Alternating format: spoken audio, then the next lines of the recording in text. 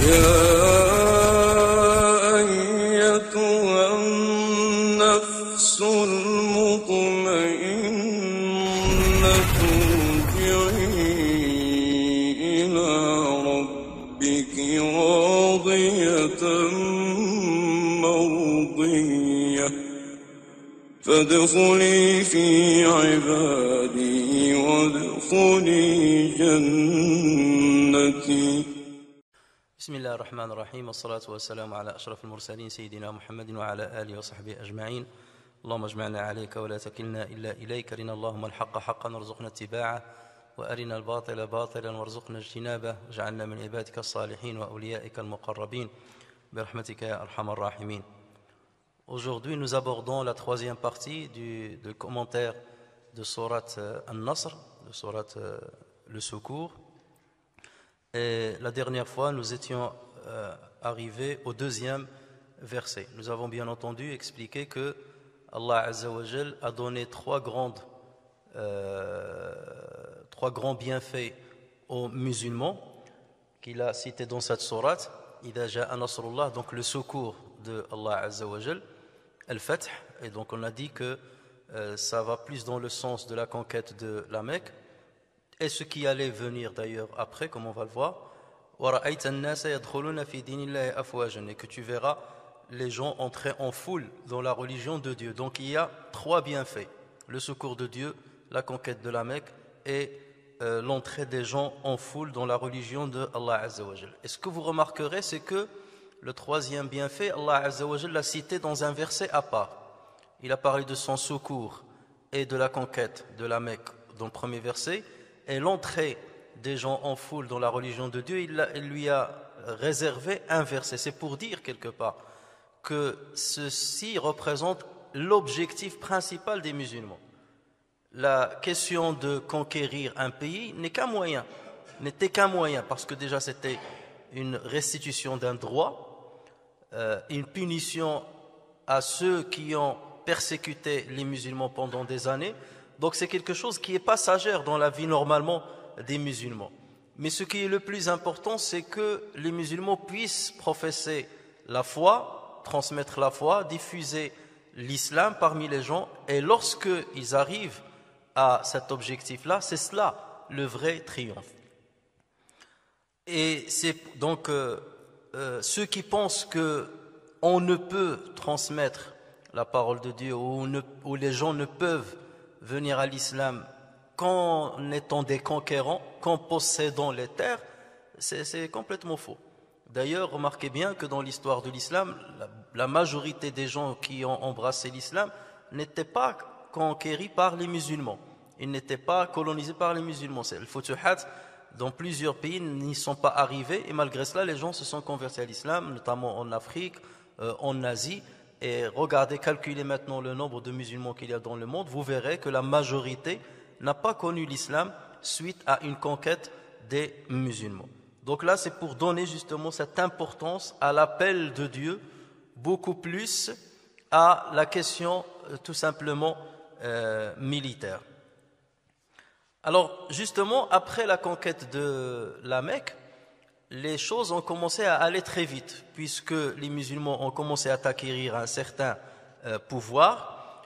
Allah Azza wa Jal a respecté l'engagement pour lequel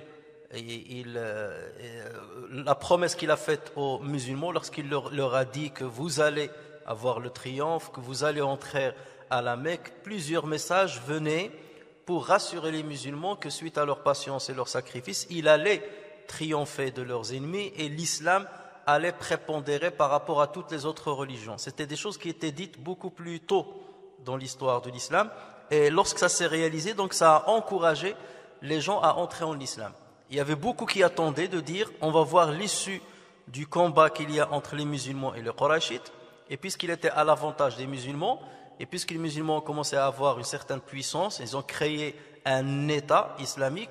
Donc là, ça a encouragé énormément de gens à venir vers l'islam.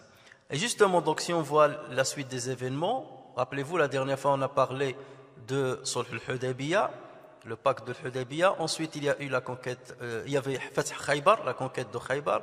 Ensuite, il y a eu Fath Mecca, la conquête de la Mecque. Ensuite, il y a eu la bataille de Hunayn. Ensuite, il y a eu l'embargo sur et l'encerclement de Thaqif. Donc tout ceci, c'était des triomphes que les musulmans ont remportés et qui leur a donné énormément de poids. Juste après, il y a un événement qui était très important qui est venu, c'est la bataille de Tabouk. Alors c'est quoi la bataille de Tabouk? Lorsque les musulmans ont commencé à prendre du pouvoir dans la péninsule arabique, les Byzantins qui colonisaient le nord de l'Arabie ont commencé à prendre peur de cette nouvelle force émergente. Et ils ont voulu en découdre avec, parce que pour eux, ça allait à l'encontre de leurs intérêts coloniaux dans la région. Que les Arabes commencent à se libérer, donc forcément ils vont libérer leurs frères dans le nord, qui sont colonisés par l'Empire byzantin, qui est en rapport avec les Romains, donc ils sont sous la domination de l'Église catholique. Donc tout cela a fait que les Byzantins ont décidé d'attaquer les musulmans. C'est comme ça qu'ils ont construit ou constitué une armée de 40 000 combattants. 40 000 combattants pour attaquer les musulmans à Médine. Donc allez vers eux pour leur montrer que voilà, là c'est votre limite. Ayant entendu cette information, le prophète sallallahu alayhi wa sallam a voulu les brusquer. Et le prophète sallallahu alayhi wa sallam a voulu engager une guerre préventive en allant lui-même les attaquer pour leur montrer déjà qu'ils n'avaient pas peur et leur montrer que nous avons retrouvé notre liberté et que l'islam est devenu la religion qui va se répandre dans toute la péninsule arabique. Donc le prophète sallallahu alayhi wa sallam a appelé les musulmans à constituer une grande armée.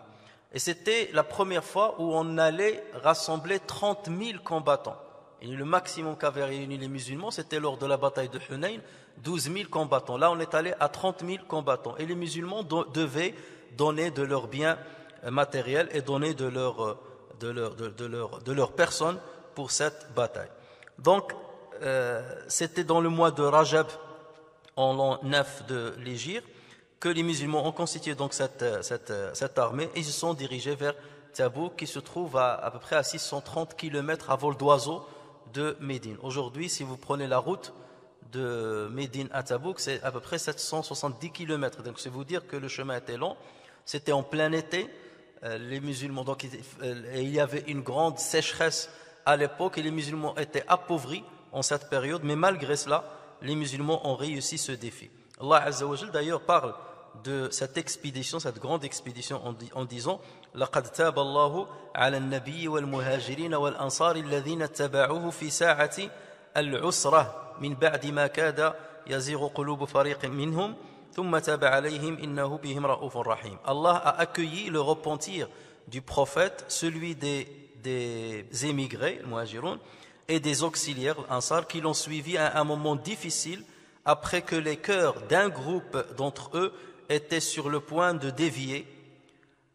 Puis il a accueilli leur repentir car il est compatissant et miséricordieux à leur égard. Et c'est là où Allah Azza wa Jal a distingué les hypocrites des vrais musulmans qui ont donné du maximum de ce qu'ils possédaient. Alors imaginez, c'est dans cette bataille-là que Uthman ibn Affan a donné 1000 dinars. 1000 dinars. Et le prophète sallallahu alayhi wa sallam est monté sur le minbar, il a commencé à inciter les musulmans à donner et Uthman ibn Affan lui a dit je rajoute 100 chameaux avec leur sel et tout ce qu'il faut.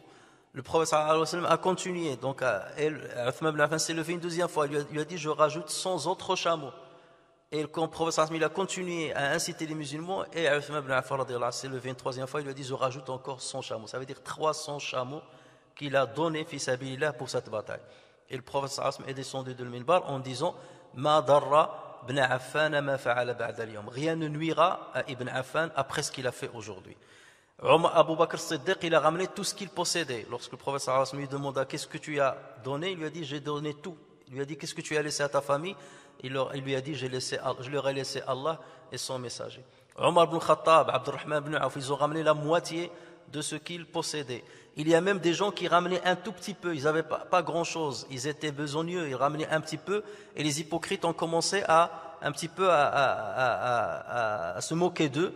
Et Allah Azza wa Jal a descendu des versets sur cette situation. Et donc, plusieurs versets de sourate Tawbah sont descendus suite à cet événement-là. Et c'est là où il faut comprendre. Lorsque vous lisez sourate Tawbah et que vous lisez des versets où Allah Azza wa Jal enjoint les musulmans d'attaquer les gens du livre. Ici, les gens du livre, c'était les chrétiens. Il faut remettre ces versets dans leur contexte. Les musulmans n'ont pas attaqué les gens du livre, les byzantins de l'époque, parce qu'ils ont adapté la religion chrétienne, pas du tout, loin de là. Et on verra plus tard comment le prophète va réagir avec les chrétiens. Mais ils les ont attaqués pour prévenir leur attaque.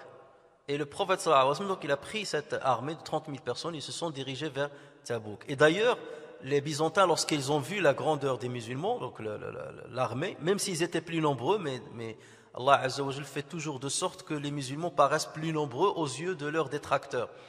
Et donc ils se sont dispersés, les Byzantins se sont dispersés et ils sont allés vers Cham, vers le nord.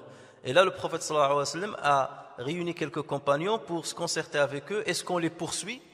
Et Omar ibn Khattab lui a dit non, les gens sont fatigués, on a fait beaucoup de routes, on est vraiment épuisés. En plus nous sommes certes 30 000, mais maintenant que les Byzantins sont revenus vers la région de Cham, ils vont être renforcés par d'autres armées. Et là ils risquent d'arriver à plus de 200 000 combattants. Et là donc c'est un grand risque que d'aller les poursuivre. Le mieux c'est de revenir et consolider l'État islamique, et on verra plus tard. Et justement c'était plus tard que les califes allaient engager des guerres contre les Byzantins qui étaient des colonisateurs, il faut le savoir, à l'époque du nord et au-delà de la péninsule arabique. Donc ceci a donné encore une grande force déjà aux musulmans, une assurance, et aux yeux des polythéistes qu'il y avait dans la péninsule arabique. Donc là, ils étaient émerveillés de la grandeur qu'a connue l'islam en si peu de temps, et c'est ce qui a fait que les gens ont commencé à venir par délégation voir le prophète sallallahu alayhi wa sallam, soit pour embrasser l'islam, soit pour discuter avec lui, pour trouver un accord de paix avec lui, signer un pacte de paix avec lui. Et c'est pour cela qu'on a parlé de Am al-Wufud, l'année des délégations. C'était la 9e année de l'Hégire, un an avant la mort du prophète sallallahu alayhi wa sallam. Am al-Wufud, l'année des délégations. Et les savants disent qu'il y avait pas moins de 60 délégations qui sont venus voir le prophète sallallahu alayhi wa sallam, de toute la péninsule arabique. Donc imaginez 60 délégations, ça veut dire qu'il n'y avait pas une semaine sans qu'il n'y ait une délégation qui venait voir le prophète sallallahu alayhi wa sallam. Et d'ailleurs dans les livres d'histoire notamment de Ibn Ishaq et de Ibn Sa'd, respectivement Sirat Ibn Ishaq et Tabaqat Ibn Sa'd, donc il y a tous les détails concernant les différentes délégations qui sont venues voir le prophète sallallahu alayhi wa sallam. Et donc c'est à ces délégations que le Coran fait référence lorsqu'il dit وَرَأَيْتَ النَّاسَ يَدْخُلُونَ فِي دِينِ اللَّهِ أَفْوَاجًا, et que tu verras les gens entrer en foule dans la religion d'Allah Azza wa Jal. Donc il faisait référence à ces délégations.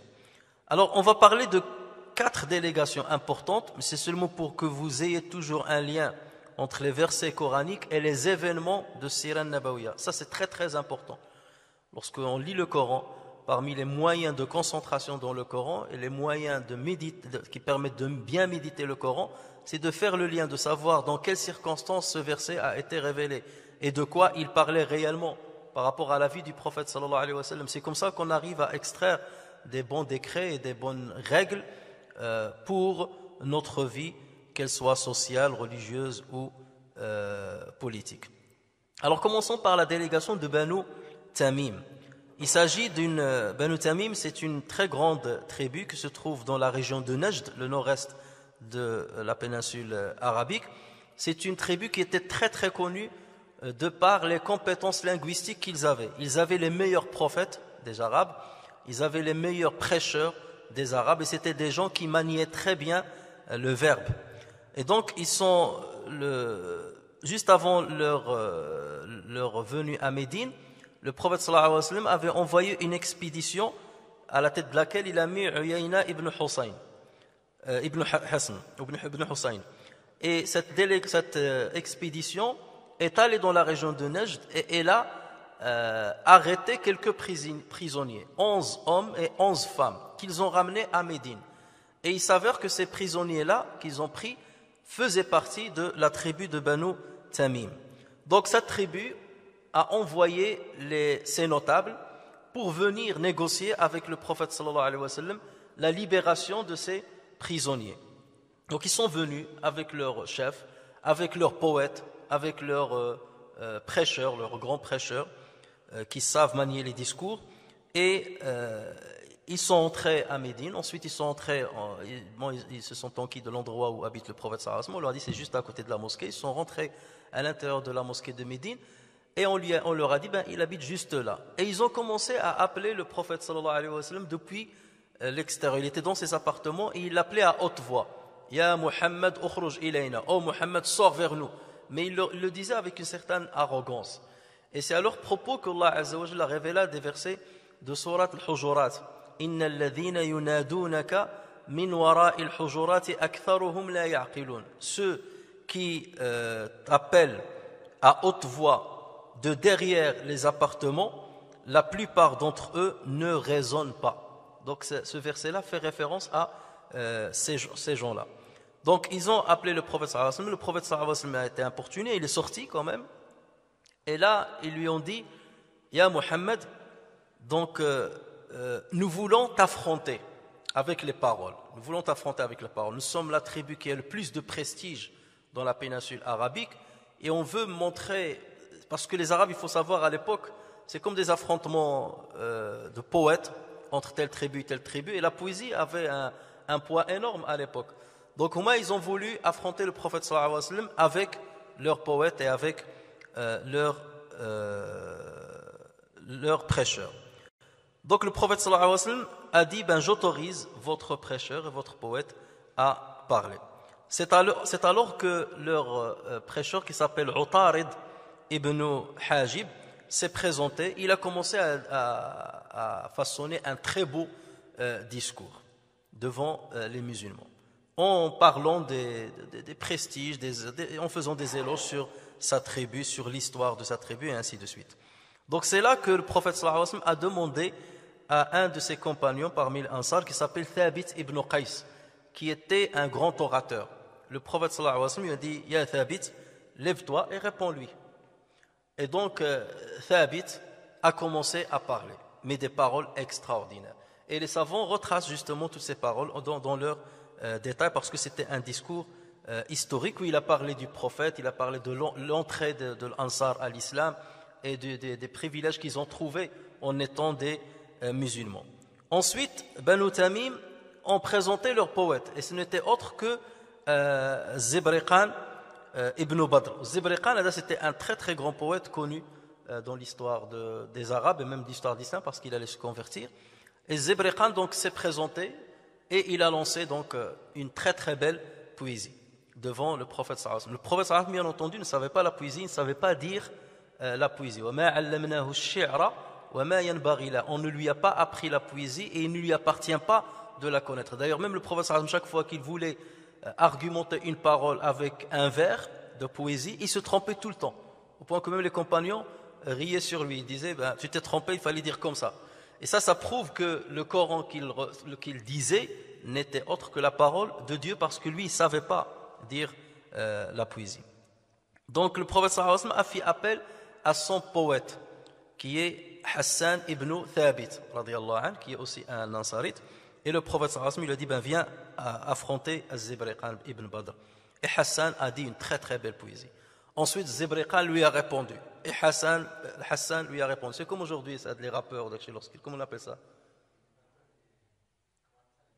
Les batailles avec les paroles. Voilà, je ne sais pas si c'est vous qui connaissez mieux. Donc lorsque cet affrontement rhétorique a pris fin, le chef de Banu Tamim, qui était l'Aqra' ibn Habis, radiyallahu anhu, donc s'est levé et il leur a dit par mon père, je jure par mon père, que cet homme-là a vraiment un don. En parlant de Muhammad sallallahu alayhi wa sallam, cet homme-là a vraiment un don. Son poète est meilleur que le nôtre et son prêcheur est meilleur que le nôtre. et ils sont plus éloquents que les nôtres, et leurs voix sont beaucoup plus belles que les nôtres. Donc il a dit cette parole-là, et ensuite il a dit Ashhadu an la ilaha illallah wa ashhadu anna Muhammadan Rasulullah, parce que eux ils avaient la domination sur la péninsule arabique au niveau littéraire. Et là, c'est-à-dire ces gens-là, lorsqu'ils ont parlé de cette manière-là, c'est qu'il y a un surplus chez eux que ne connaissaient pas les Arabes. Et ça, c'était par la grâce de Allah Azza wa Jalla. Donc c'est ainsi que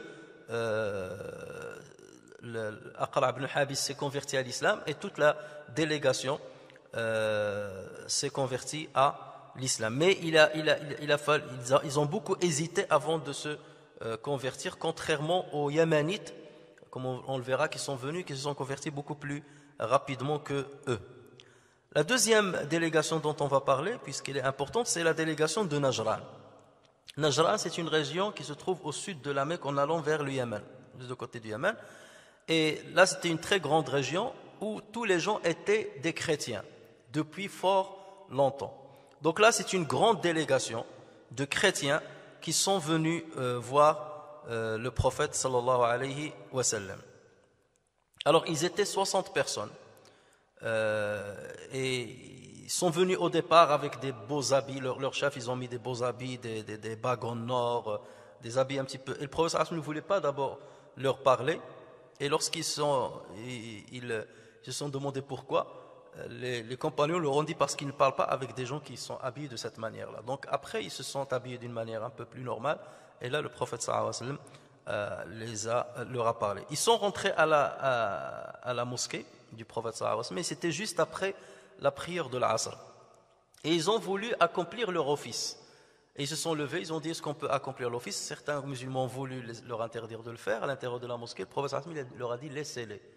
Donc ils ont prié à l'intérieur de la mosquée de Muhammad sallallahu alayhi wa sallam, de Médine, le masjid al-Nabawi. Il les a laissés prier, donc imaginez faire un office de chrétiens à l'intérieur de la mosquée. Donc c'est pour vous dire qu'il n'y a aucunement une animosité chez les musulmans à l'endroit des chrétiens pour leur foi, absolument pas. Si le prophète sallallahu alayhi wa sallam voulait combattre les Byzantins pour leur foi, ils auraient combattu ces gens-là dès le départ. Il leur aurait interdit d'ailleurs de prier dans la mosquée. Mais regardez comment il va se comporter avec eux. Donc cette délégation, en fait, elle n'était pas venue pour embrasser l'islam. Eux, ils étaient convaincus de leur religion et de leur dogme. Ils sont venus pour discuter et débattre avec le prophète sallallahu alayhi wa sallam sur le bien fondé des règles de l'islam. Alors, le débat a beaucoup porté sur Isa alayhi salam. C'est parce que c'était cela, parce que eux, ils ont dit, nous sommes croyants bien avant vous, nous sommes soumis à Dieu bien avant vous. Et le prophète sallallahu alayhi wa sallam, il leur a dit non, mais vous avez changé dans votre religion. Il a cité trois choses. D'abord, le fait qu'il considère la Trinité, qu'il considère que Jésus est le Fils de Dieu. Il leur a parlé du porc, le fait qu'ils consomment du porc, et le fait qu'ils adorent la croix, ou qu'ils croient à la crucifixion de Isa alayhi salam. Et donc là, il lui posait des questions sur Isa, comment vous voyez Isa, et c'est là où Allah Azza wa Jal a révélé plus de 80 versets, les 80 premiers versets de Surat Tawbah. Tous ces versets-là sont venus en réponse à Nasara Najran. Donc lorsque vous lisez ces versets-là, mettez dans Surat Al-Imran, de Surat Ali Imran, plus de 80 versets de Surat Ali Imran, les premiers, sont descendus dans cet événement-là, de la présence de Banu Najran. Donc c'est là quelque part où la discussion s'est approfondie avec les chrétiens sur les affaires du dogme. Et dans cette sourate d'ailleurs, vous voyez comment Allah Azza wa Jal parle de Imran, il parle de Maryam alayhi salam, il parle de Isa alayhi salam, il parle de Yahya, il parle de toute l'histoire et de qui est Jésus pour les musulmans. Et d'ailleurs, Allah Azza wa Jal, parmi ce qu'il leur a révélé, du verset 59 à verset 61 de cette sourate, pour Allah, Jésus est comme Adam, qui la créa de poussière, puis il lui dit sois et il fut. La vérité vient de ton Seigneur, ne sois donc pas du nombre des sceptiques. À ceux qui te contredisent à son propos, maintenant que tu en es bien informé, tu n'as qu'à dire, venez, appelez nos fils et les vôtres, nos femmes et les vôtres, nos propres personnes et les vôtres, puis proférons exécration réciproque en appelant la malédiction d'Allah sur les menteurs.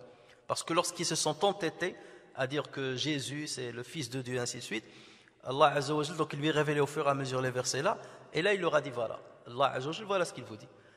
Ramenez vos enfants et les nôtres, on ramènera nos enfants, ramenez vos enfants, nos femmes et vos femmes, nous-mêmes et vous-mêmes, et on va proférer exécration en appelant Allah Azza wa Jal à ce qu'il fasse tomber la malédiction sur le menteur parmi nous.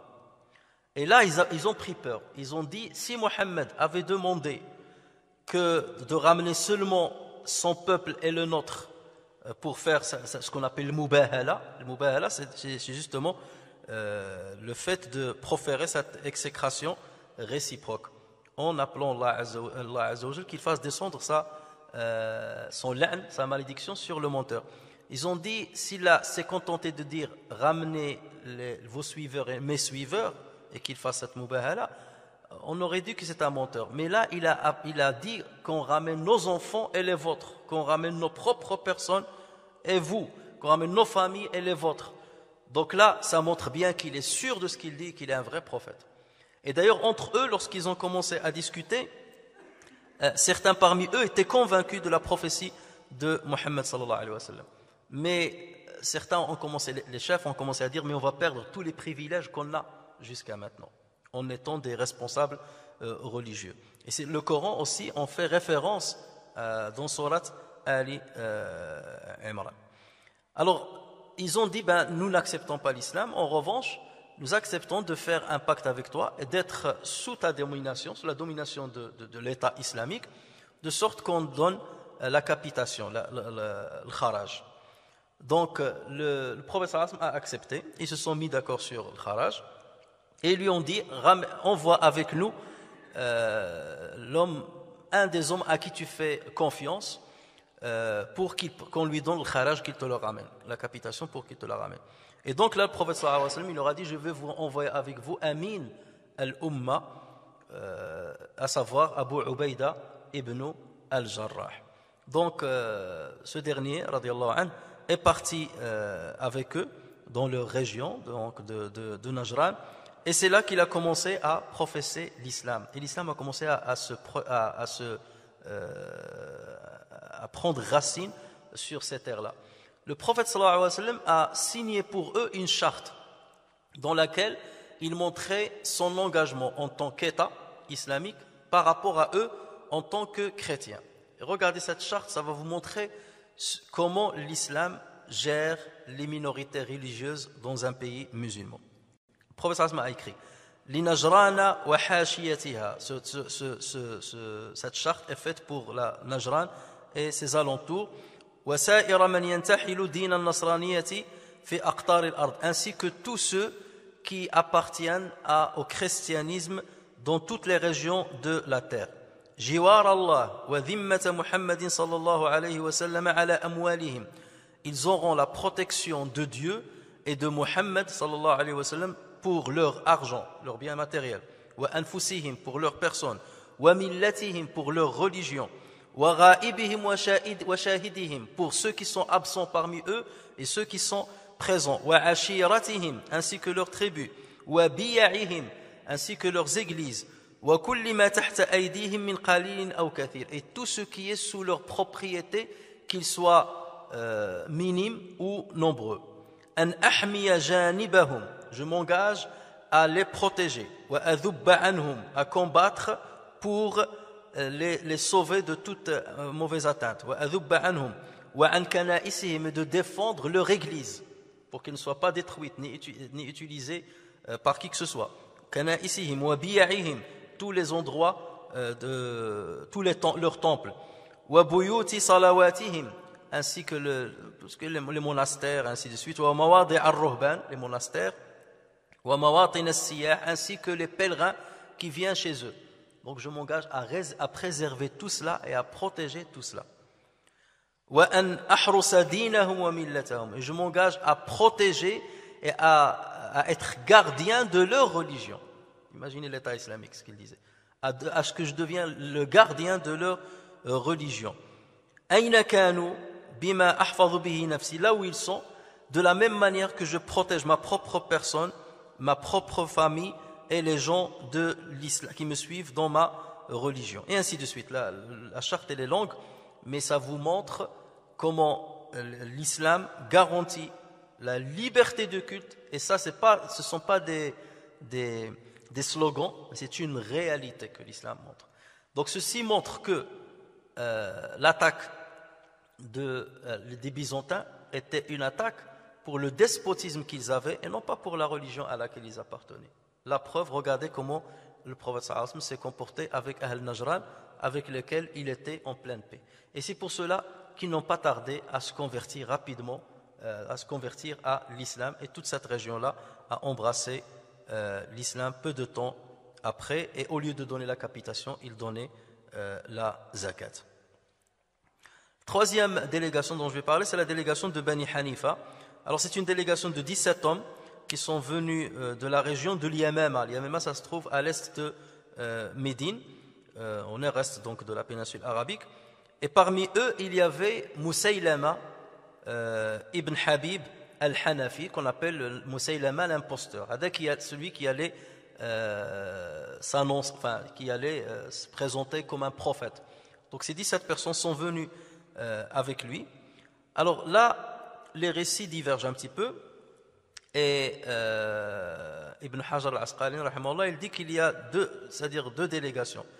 Il y a une première délégation dans laquelle Musaylama était venu en tant que suiveur. Et la deuxième délégation, il est venu dedans, mais en tant que chef. Alors dans la première délégation, il est venu et lui, il leur a dit, je vais garder. Il n'a pas voulu rencontrer le prophète. C'était quelqu'un qui cherchait le pouvoir. Il a dit, moi, je vais garder vos montures et allez le voir. Donc lui, il est resté avec les montures et les 16 autres personnes sont allées voir le prophète sallallahu alayhi wa sallam. Donc dès que le prophète sallallahu alayhi wa sallam leur a parlé de l'islam et tout, ils ont accepté de se convertir à l'islam. Et donc ils ont dit, nous avons laissé derrière nous un homme pour garder nos montures. Et lui, il leur a dit, il n'est pas mauvais, c'est-à-dire ce qu'il a fait n'est pas mauvais, et même s'il est loin de vous, il ne perdra pas de privilèges que vous avez de ma part. Et il leur a donné de l'argent, il les a aidés. Donc lorsqu'ils sont revenus, c'est là où Musaylama il leur a dit, vous avez vu que le prophète il a dit des bonnes choses sur moi.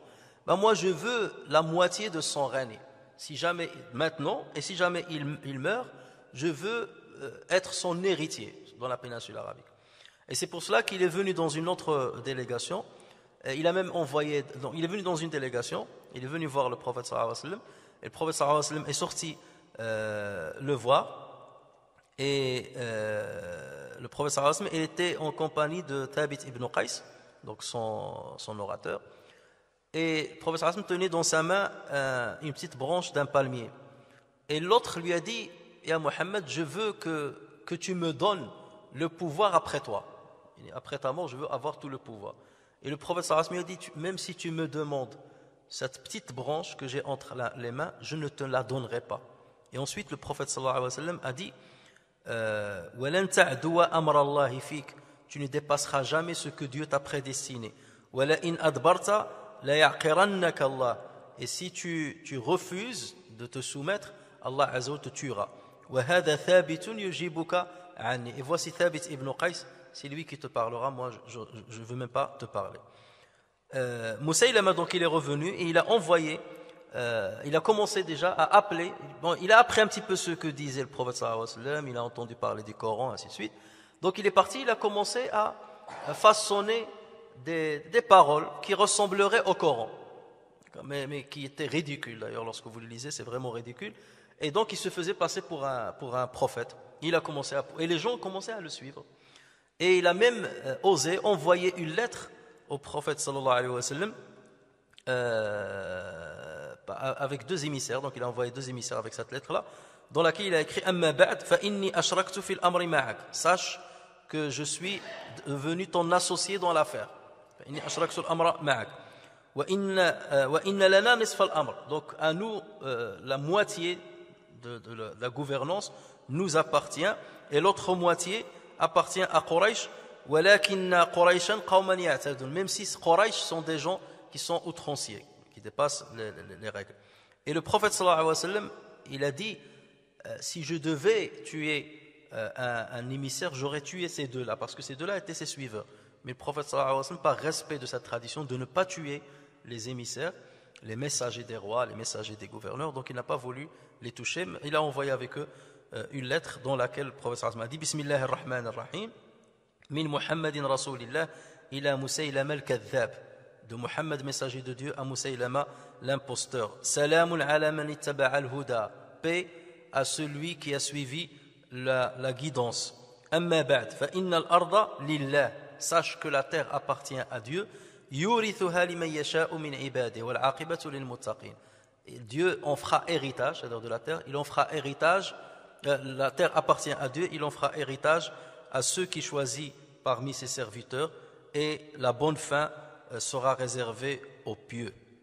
Bon, après vous saurez que Musaylama, donc c'est après la mort du prophète, c'était en l'an 10 de l'Hégire, lorsqu'il a envoyé cette lettre-là, c'est peu de temps après le prophète est mort, et donc Abu Bakr as-Siddiq devait affronter l'apostasie des gens de l'Yamama, et donc c'est là où il est allé les combattre parce qu'ils ont justement failli au pacte qu'ils ont établi avec le prophète sallallahu alayhi wa sallam dès le départ. Al-Bukhari rapporte que le prophète sallallahu alayhi wa sallam avait vu dans un songe qu'il portait 2 bracelets en or, et ça l'a peiné dans son rêve, ça l'a peiné, et ensuite il a entendu une voix qui lui a dit souffle dessus, et le prophète sallallahu alayhi wa sallam a soufflé dessus, et les 2 bracelets se sont transformés en poussière. Et le lendemain, le prophète sallallahu alayhi wa sallam a interprété ce rêve-là qu'il y aura 2 imposteurs qui vont se faire passer pour des prophètes. Et Allah Azza wa Jal va bien entendu les périr. Et c'est exactement ce qui est arrivé juste après la mort du prophète sallallahu alayhi wa sallam. Au Yémen, il y avait un imposteur qui s'appelle Aswad al-Ansi, et à Yamama, donc il y avait Musaylama al-Kadhab, mais ils n'ont pas fait feu, puisque Abu Bakr as-Siddiq a réussi à stopper leur imposture. 4e délégation, c'est la délégation de l'Himyariyin. Les ce sont des gens qui viennent du Yémen, de la tribu de Himyar, et le prophète sallallahu alayhi wa sallam a prédit leur venue, et ils sont venus au même moment que Banu Tamim, ceux dont j'ai parlé les premiers. Et donc lorsqu'ils sont venus, le prophète sallallahu alayhi wa sallam leur a dit directement Ya Ahl al-Yaman, iqbalu al-bushra idh lam yaqbalha Banu Tamim. Oh les gens du Yémen, acceptez la bonne annonce, donc soyez meilleurs que Banu Tamim qui n'ont pas accepté la bonne annonce, acceptez-la rapidement. Et donc de eux, ils ont dit nous l'avons accepté. Et là le prophète sallallahu alayhi wa sallam, après lui ont dit Ataynaka linatafaqaha fi ad-din, ils sont venus pour apprendre la religion. Et là ils ont commencé à poser des questions au prophète sallallahu alayhi wa sallam, le prophète leur répondait par la révélation qu'Allah Azza wa Jal lui donnait au fur et à mesure. Ils ont posé des questions sur le début de la création du monde, et il y a plusieurs versets qui ont été révélés à ce propos pour leur répondre. Donc imaginez même tout à l'heure j'ai parlé de Banu Najran, il y avait même un affrontement qu'il y a eu entre les Banu Najran, les chrétiens, et les juifs de Médine, et chacun disait Ibrahim fait partie de nous, l'autre disait Ibrahim fait partie de nous, et des versets coraniques ont été révélés à ce propos-là. Donc il y a plusieurs versets qui ont été révélés à l'occasion de l'avènement de certaines de ces délégations. Alors je ne tarde pas là-dessus, je vous ai dit qu'il y a une 60aine de délégations, pour chacune il y a une histoire, pour chacune il y a une anecdote, mais là j'ai cité seulement 4 exemples phares pour que vous puissiez un petit peu imaginer la succession des événements pendant cette période, et vous comprendrez maintenant pourquoi Allah Azza wa Jal parle de l'entrée des gens en foule dans la religion de Allah Azza wa Jal. Après que les musulmans aient été minoritaires pendant pratiquement 22 ans, depuis le début de l'islam, voilà que leur nombre a commencé à croître d'une manière spectaculaire lors de cette 9e année. Et donc c'est suite à ces événements-là, à cette année de délégation, que Allah Azza wa Jal a décrété le pèlerinage. Le pèlerinage est devenu une obligation. Et Allah Azza wa Jal a révélé le verset dans lequel il a dit وَأَذِّنْ فِي النَّاسِ بِالْحَجِّ يَأْتُوكَ رِجَالًا وَعَلَى كُلِّ ضَامِرٍ يَأْتِينَ مِنْ كُلِّ فَجٍّ عَمِيقٍ. Et fais aux gens une annonce pour le Hajj, ils viendront vers toi à pied et aussi sur toute monture venant de tout chemin éloigné. Et le prophète sallallahu alayhi wa sallam, avant de quitter ce monde-là, Allah Azza wa Jal lui a fait voir le résultat de tout le sacrifice et de toute la patience qu'il a observé pendant toute cette période-là, puisque lorsqu'il a accompli le pèlerinage d'adieu lors de la 10e année de l'Hégire, il était accompagné par 100 000 pèlerins. 100 000 pèlerins. Donc le nombre était extraordinaire. Et le prophète sallallahu alayhi wa sallam n'a pas quitté le monde sans voir justement le fruit de son travail, le fruit de son sacrifice et le fruit du jihad que les musulmans ont avancé pendant toute cette période. Venons-en maintenant au 3e verset. Donc, وَرَأَيْتَ النَّاسَ يَدْخُلُونَ فِي دِينِ اللَّهِ أَفْوَاجًا فَسَبِّحْ بِحَمْدِ رَبِّكَ وَاسْتَغْفِرْهُ إِنَّهُ كَانَ توابا. Alors par la louange, célèbre la gloire de ton Seigneur et implore son pardon, car c'est lui le grand accueillant au repentir. Alors Allah Azza wa Jal, donc, après avoir exposé les 3 grands bienfaits qu'il a donnés à la communauté musulmane, il demande au prophète sallallahu alayhi wa sallam d'être reconnaissant vis-à-vis de ce qu'Allah Azza wa Jal lui a donné. Et toujours le musulman se doit d'attribuer le bienfait au bienfaiteur et se doit de louer Allah Azza wa Jal, le donateur, et ne jamais dire c'est par mon savoir, par mes compétences, par ma patience que j'ai réussi à obtenir ce résultat. C'est Allah Azza wa Jal qui donne. Et au mieux, tu es un outil qu'Allah Azza wa Jal a utilisé dans le destin par lequel il a voulu traduire sa volonté. Donc déjà, si tu es un outil, ça aussi, il faut remercier Dieu que tu sois un outil dans ce destin-là. Mais jamais n'attribue une victoire ou une réussite à tes propres compétences ou à tes propres capacités ou à ta propre science. Alors, regardez comment Allah Azza wa Jal a parlé dans ce verset. Donc, وَرَأَيْتَ النَّاسَ يَدْخُلُونَ فِي دِينِ اللَّهِ أَفْوَاجًا فَسَبِّحْ بِحَمْدِ رَبِّكَ. Il aurait pu dire فَسَبِّحْ بِحَمْدِهِ en utilisant un pronom qui revient vers Allah. وَرَأَيْتَ النَّاسَ يَدْخُلُونَ, lorsque tu verras les gens entrer dans la religion d'Allah. بِدِينِ اللَّهِ أَفْوَاجًا. Donc pourquoi faire une répétition? Il aurait pu dire فَسَبِّحْ بِحَمْدِهِ وَاسْتَغْفِرْهُ, ou bien فَسَبِّحْ بِحَمْدِ اللَّهِ وَاسْتَغْفِرْ. Non, on lui a dit فَسَبِّحْ بِحَمْدِ رَبِّكَ وَاسْتَغْفِرْ. Et là, il a parlé de la seigneurie. Et toujours, Allah Azza wa Jal, lorsqu'il parle au prophète sallallahu alayhi wa sallam, dans un sens où il lui montre la proximité qu'il a avec lui, il utilise la seigneurie. Le terme de la seigneurie, Rabbik. Regardez le premier verset révélé au prophète sallallahu alayhi wa sallam. Iqra bismi Rabbika. Lis par le nom de ton Seigneur. Iqra bismi Rabbika alladhi khalaq khalaqal insana min alaq. Iqra wa rabbuka al-akram. Lis ton Seigneur est le très noble. Lorsqu'il a dit ma wadda'aka rabbuka wa ma qala, ton Seigneur ne t'a ni abandonné ni détesté.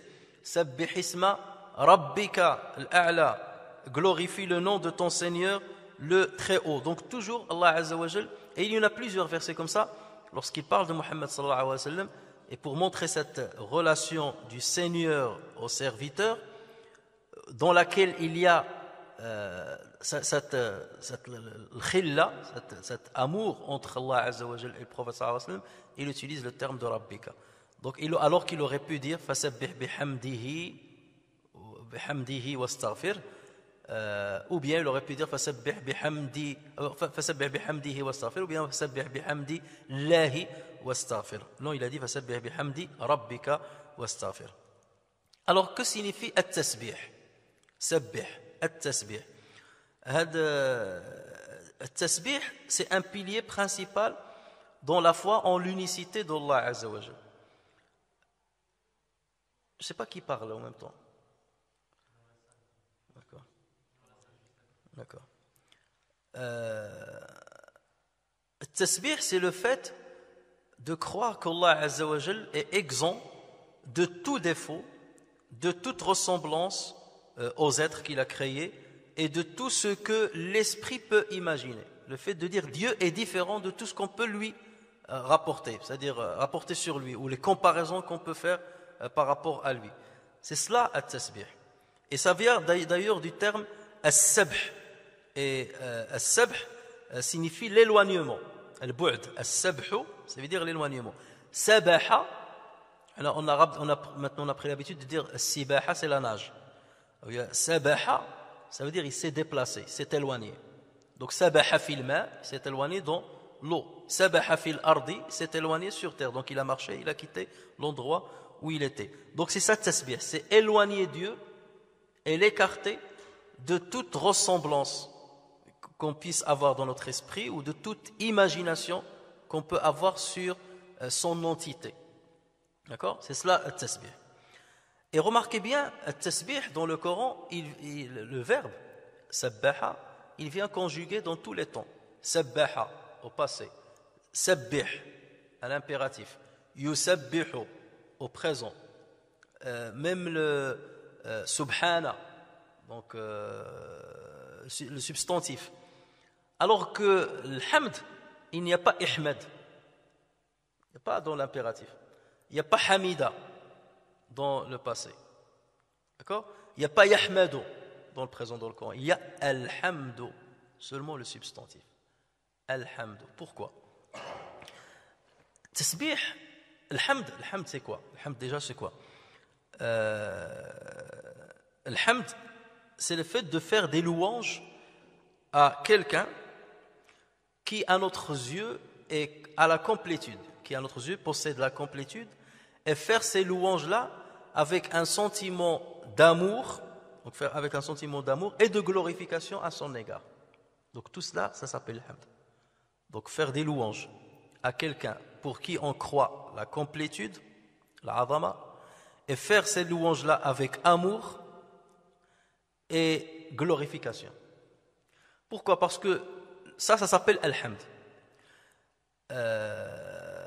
Je peux par contre faire le hamd, mais d'une autre manière avec un de ces éléments en moins.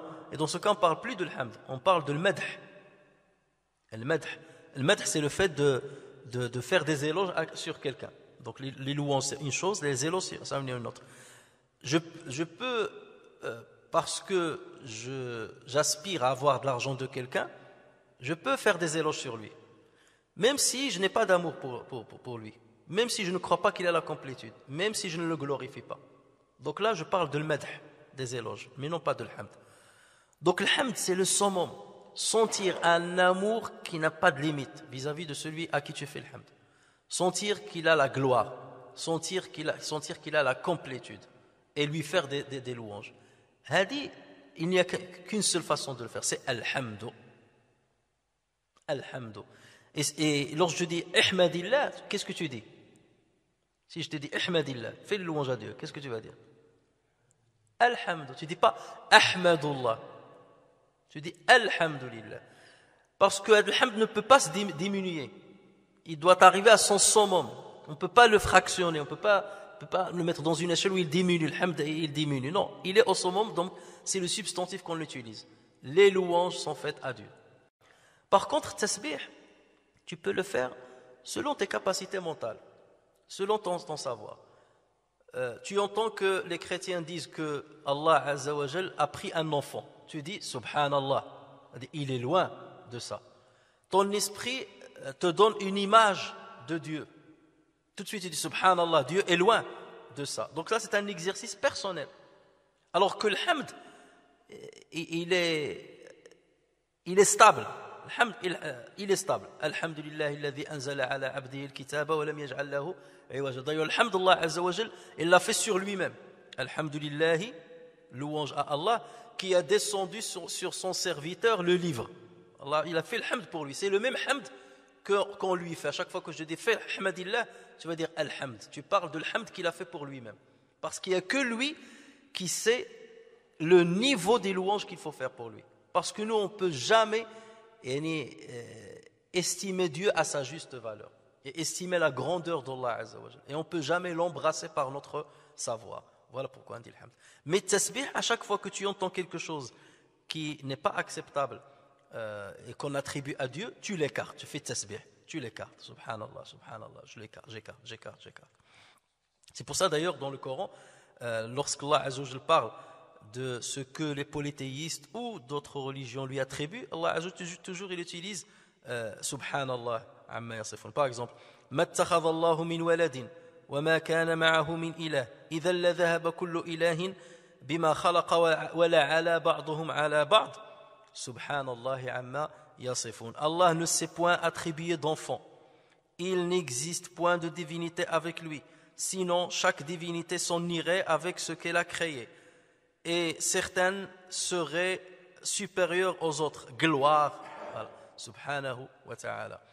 Subhanallah amma yasifun. Gloire et pureté à Allah, il est supérieur à tout ce qu'il décrive. Il est supérieur à tout ce qu'il décrive. Toujours, il est supérieur à ce que tu peux décrire. Tu peux décrire comme tu veux Allah Azza wa Jal, il est toujours supérieur.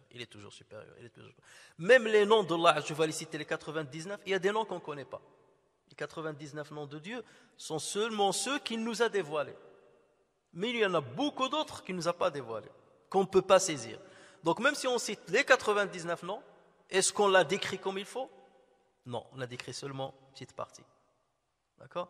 Donc il y a toujours cette glorification qui doit se rajouter.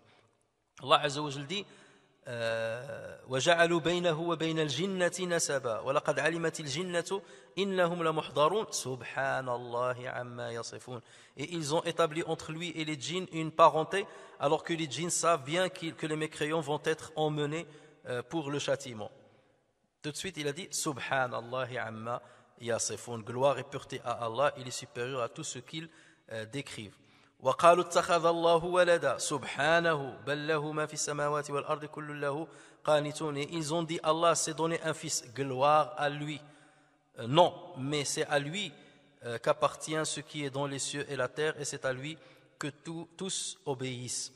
Donc vous voyez toujours cette question de at-tasbih qui vient à chaque fois que quelqu'un attribue à Dieu ce qu'on ne doit pas lui attribuer. Maintenant, فَسَبِّحْ بِحَمْدِ رَبِّكَ. Lorsqu'on dit Subhanallahi wa bihamdi, qu'est-ce que ça signifie ça? Subhanallahi, donc on a su ce que c'est que tasbih, on a su ce que c'est que le hamd, mais pourquoi on rassemble les deux?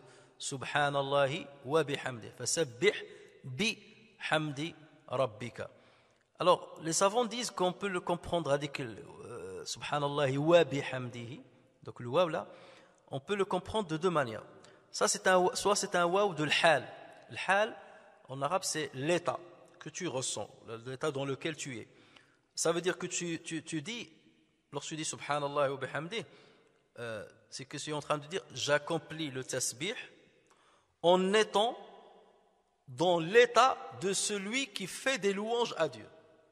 Et je fais en même temps le tasbih, j'écarte Dieu de tout ce qu'on peut imaginer, d'accord? Je l'écarte de tout ce qu'on peut imaginer, tout en étant dans un état de glorification. D'accord? Tu peux écarter quelqu'un de certains défauts, dire à celui-là est loin d'un défaut, mais ce n'est pas pour autant que tu lui fais des louanges en même temps. Là, tu es en train de le défendre, mais tu ne lui fais pas des louanges. C'est comme un avocat, il va défendre son client alors qu'il sait pertinemment qu'il est coupable, mais il n'a aucune considération pour lui. Il dit non, mon client n'est pas ceci, n'est pas cela, mais il n'a aucune considération pour lui. D'accord? Non, là tu fais les tasbih et en même temps tu es dans un état de celui qui fait des louanges. Ton état d'âme est l'état de celui qui fait des louanges. La deuxième signification de l'ouav, c'est l'ouav al-atf. Ça veut dire j'accomplis le tasbih ainsi que les louanges. J'accomplis les deux en même temps. Le tasbih et les louanges. Et c'est ça la complétude. Les louanges, c'est lorsque tu dis Ya Rahman, Ya Rahim, Ya Ghafour, Ya Qahar, tu cites les noms de Dieu. Ça, ce sont des louanges. D'accord? Tu lui attribues ce qu'il est. D'accord? Tu attribues ce qu'il est. At-tasbih, tu écartes de lui ce qu'il n'est pas. Et avec les deux, tu as fait le vrai tawhid. D'accord? Tu lui attribues ce qu'il mérite, tu lui attribues ce qu'il est réellement, et tu l'écartes de ce qu'il n'est pas ou de ce qu'il ne mérite pas. D'accord? Comme description. Et en associant les deux, tu as fait le tawhid d'une manière. Donc le tawhid, c'est qu'il y a deux parties. Le tanzih ou le hamd.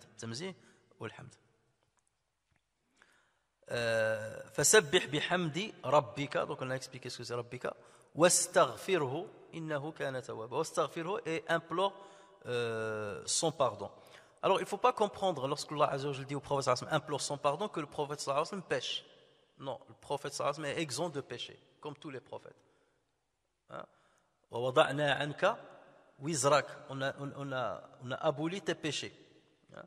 Le prophète sallallahu alayhi wa sallam ne pêche pas. Mais pourquoi Allah Azza wa Jalla lui demande d'implorer son pardon?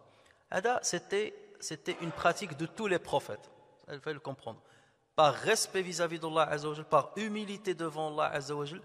Et c'est comme si on dit, c'est comme s'il disait, ces prophètes, ils disaient, Seigneur, si ça ne dépendait que de nous, on aurait commis des péchés. Mais c'est parce que tu nous assistes qu'on n'a pas commis de péché. Donc pardonne-nous ce qu'on aurait pu commettre si tu ne nous as pas assistés. Et regardez Yusuf alayhi salam, lorsque les femmes ont essayé de le séduire. Si tu n'écartes pas de moi leur ruse, je risque de pencher vers elles. Donc là c'est une reconnaissance que je suis faible. Voilà. Mais toi tu m'assistes et tu me protèges. Donc je te demande pardon de la faiblesse intrinsèque que j'ai et qui aurait pu me pousser vers le péché si tu n'étais pas là. Donc ça c'est une marque de modestie et de manifestation de l'indigence devant Allah Azza wa Jalla. L'humilité devant Allah Azza wa Jalla. Regardez, fatalaqa Adamu min rabbihi kalimatin fataba alayhi. Adam a appris ou a reçu de son Seigneur quelques paroles et Dieu lui pardonna. Ibrahim alayhi salam, wa arina manasikana, lorsqu'il était en train de monter les piliers de le Kaaba. Il parlait avec son fils, il invoquait Allah Azza wa Jalla avec Ismaïl. Il dit wa arina manasikana wa tub alayna. Montre-nous nos rituels et pardonne-nous. Donc lui aussi il le disait. Nuh alayhi salam, rabbi ighfirli wa li walidayya wa liman dakhala baytiya mu'minan wa lil mu'minina wal mu'minat. Seigneur, pardonne-moi ainsi qu'à mes parents et à tous ceux qui rentrent dans ma demeure ou chez moi parmi les croyants et les croyantes. Donc voilà comment il faut comprendre le repentir du prophète sallallahu alayhi wa sallam. Et d'ailleurs le prophète sallallahu alayhi wa sallam le faisait. Il disait à ses compagnons, Tubu ilallah, repentez-vous à Dieu parce que je me repens à Dieu 100 fois par jour. 100 fois par jour. Et ça c'est en guise d'enseignement à la communauté et aux croyants. Que si lui il implore le pardon de Dieu et il se repent 100 fois par jour, nous on doit le faire combien de fois par jour? Donc là c'est en guise d'enseignement. Il nous enseigne comment se comporter avec notre Créateur. Innahu kana tawwaba. Allah est le grand accueillant du repentir.